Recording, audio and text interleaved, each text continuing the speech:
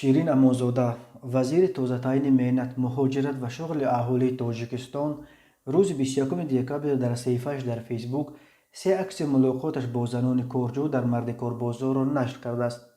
روز در مرد کاربازار میان زنان و کارجویان تنها وقت را میتوان داور گرفت. نوشته است او در زیر این عکس‌ها: شیرین امانزاده شاید نخستین عضو بلندپایه حکومت تاجیکستان است که با زنان مرد کار نشسته و درد دل آنها را پرسید.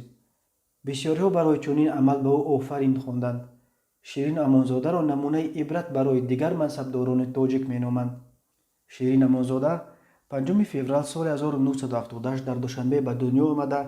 سال 1999 دانشگاه آموزگاری دوشنبه و سال 2016 دانشگاه ریتسومیکان منطقه اقیانوس آرام در شهر بیپوی ژاپن را ختم کرده است. اختصاص اولش زبان‌های انگلیسی و فرانسوی و اختصاص دومش همکاری‌های سیاسی بین المللی است. سال 2004 صاحب عنوان نامزد علم‌های فیلولوژی گردیده.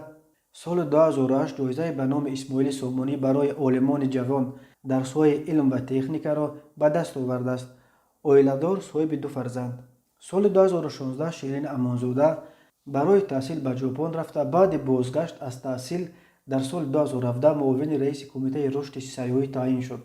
ماه ینور سال 2020 شیرین امانزاده رئیس کمیته رشد سیاحی نزد حکومت تاجیکستان و 3 نوامبر وزیر مهنت، مهاجرت و شغل اهالی تعیین شد.